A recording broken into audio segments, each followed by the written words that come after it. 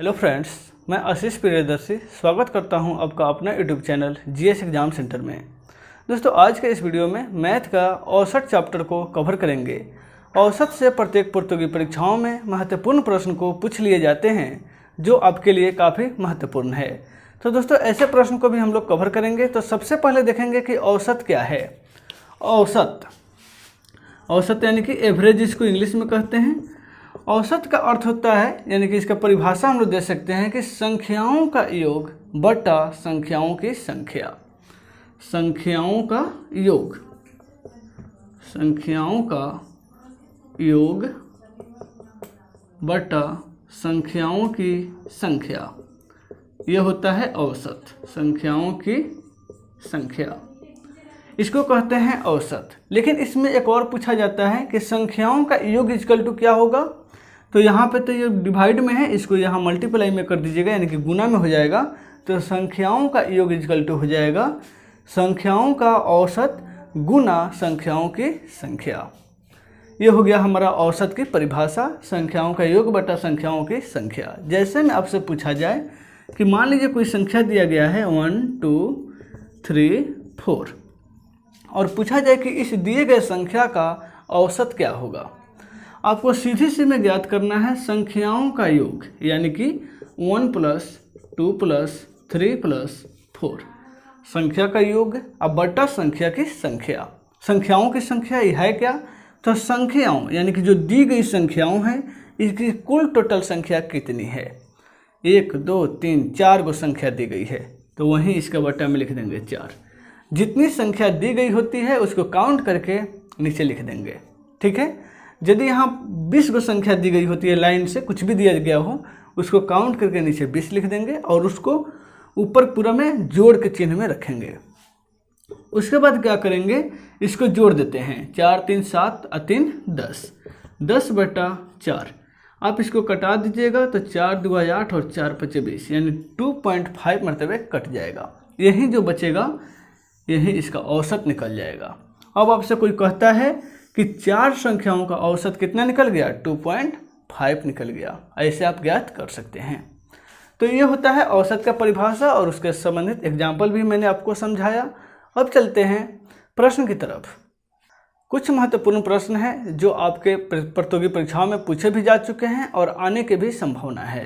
तो जैसे में फर्स्ट प्रश्न आप देखिएगा, 17 संख्याओं का औसत 45 है, उसमें से प्रथम संख्याओं का औसत 51, प्रथम 9 संख्याओं का औसत 51 और अंतिम 9 संख्याओं का औसत 36 है। तो आपको 9वीं संख्या ज्ञात करना है। यह प्रश्न एसएससी का सीजीएल में पूछा जा चुका है, यानी कि एसएससी सीजीएल एग्जाम के पीटी एग्जाम में यह प्रश्न पूछा जा चुका है। तो आप देख सकते हैं कि 17 संख्याओं का औसत जो है 45 दिया गया है।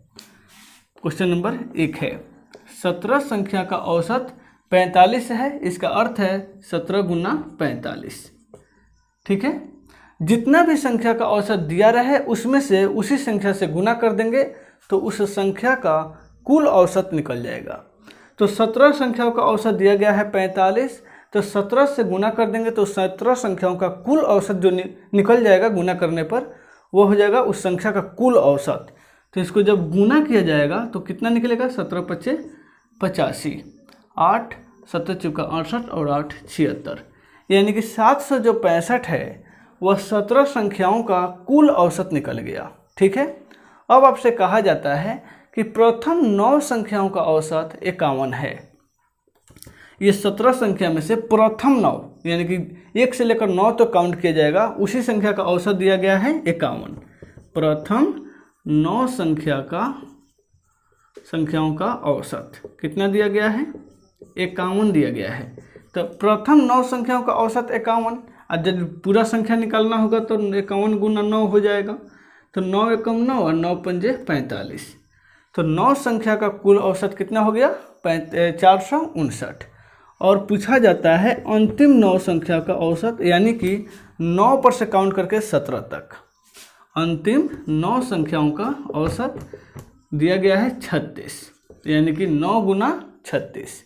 तो 9 × 6 = 54, 5 और 9 × 3 = 27 और 5 = 32। तो ये हो गया अंतिम 9 संख्या और ये हो गया प्रथम 9 संख्या। आपसे पूछा जाता है कि 9वीं संख्या का औसत क्या होगा, यानी कि 9 नंबर जो स्थान पर जो संख्या है वह क्या है, यही पूछा जाता है। तो 9वीं जो संख्या हो जाएगा, 9वीं संख्या ज्ञात करने के लिए इस दोनों संख्या को ऐड करेंगे और जितना आएगा उसमें से इसको घटा लेंगे। जो संख्या बचेगा वही 9वीं स्थान वाली संख्या हो जाएगा। ठीक है, यानी कि 459 प्लस 324 में से घटा लेना है 765। देखिएगा 9 4 13, 5 2 7 1 8 और 4 3 7। 783 में से घटा लेना है 765 को।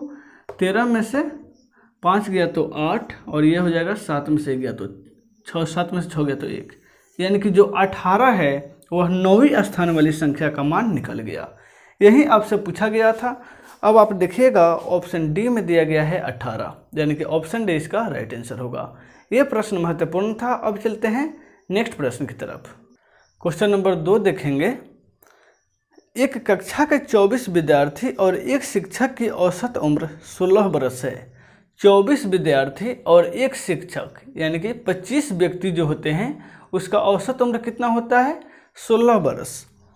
यदि वर्ग के शिक्षक को अलग कर दिया जाता है तो शेष विद्यार्थियों की औसत 1 से कम हो जाता है। ठीक है, यानी कि 16 जो है उसको 15 हो जाता है। तो आपको शिक्षक की आयु ज्ञात करना है। तो देखिए यहाँ पे सबसे पहले आपको करना क्या होगा कि 24 विद्यार्थी प्लस एगो शिक्षक, 24 स्टूडेंट, 24 विद्यार्थी प्लस एगो शिक्षक, इन दोनों का जो औसत है वह कितना है, 16 है। तो 16 गुना 24 गो विद्यार्थी और एगो शिक्षक यानी 25 गो व्यक्ति हुआ तो 25। कर सकते हैं कि नहीं, कर सकते हैं। 16 में 25 से गुना कर दीजिएगा तो 16 25 80 या 16 दूना 32 8 40। कुल औसत ज्ञात हो गया हमको कितना, 400। वर्ष है, ये आयु पूछ रहा है तो वर्ष में होगा। ठीक है, 24 विद्यार्थी या एगो शिक्षक की औसत उम्र यदि 16 वर्ष है तो कुल उम्र निकल जाएगा 400 वर्ष। अब पूछता है कि यदि विद्यार्थियों की संख्या में से शिक्षकों को हटा दिया जाए, यानी कि केवल विद्यार्थियों को खाली औसत निकाला जाता है, तो उनकी जो औसत है वह 1 से कम हो जाता है, यानी कि 16 से एगो कम हो जाता है। कितना, 15 हो जाता है। 15 सब गुना कीजिएगा तो 15 में 24 से गुना कीजिए तो 15 चौका 60, 6 और 15 दूना 30 और 6 36, 360 हो गया, हुआ ना। 15 चौका 60, 6 और 15 दूना 30 और 6 36 हो जाएगा। अब कहता है कि उसकी उम्र ज्ञात करना है, किसका, तो शिक्षक की आयु ज्ञात करना है। तो शिक्षक की आयु ज्ञात करने के लिए तो देखिए आपसे पूछा जा रहा है शिक्षक की आयु। ठीक है, तो कुल टोटल आयु तो निकल गया 400 वर्ष। उसमें से 24 गो विद्यार्थी की जो औसत उम्र पूछा गया है कितना, एगो कम हो जाती है, यानी कि 24 गुना 15 तो 360 वर्ष। तो शिक्षक की आयु कितना हो जाएगा, शिक्षक की आयु यानी कि कुल आयु में से केवल स्टूडेंट यानी विद्यार्थियों की आयु को घटा दिया जाए तो शिक्षक की आयु ज्ञात हो जाएगा कि नहीं, 400 शिक्षक की आयु ज्ञात हो जाएगा। यानी कि देख सकते हैं ऑप्शन सी में दिया गया है इसका राइट आंसर, ऑप्शन सी इसका राइट आंसर हो जाएगा। ठीक है, यहाँ 400 लिखा गया, 40 वर्ष जो है क्या हो जाएगा, शिक्षक की आयु, यह हो जाएगा। ऑप्शन सी में दिया गया है 40 वर्ष, ऑप्शन सी इसका राइट आंसर होगा। तो इस प्रकार आप औसत का टोटल प्रश्न समझ सकते हैं, पढ़ सकते हैं। इसका नेक्स्ट पार्ट नेक्स्ट वीडियो में महत्वपूर्ण प्रश्नों को संग्रह किया गया है और उसमें टॉपिक वाइज भी समझाया गया है। तो आप इसका नेक्स्ट वीडियो औसत का अवश्य देखें। उसमें उस वीडियो को देखने के बाद आपसे कोई भी ऐसा प्रश्न औसत से संबंधित नहीं छूटेगा, इसलिए आप उस वीडियो को हर हाल में देखें। फिर मिलते हैं उसी नेक्स्ट वीडियो में, तब तक के लिए गुड बाय।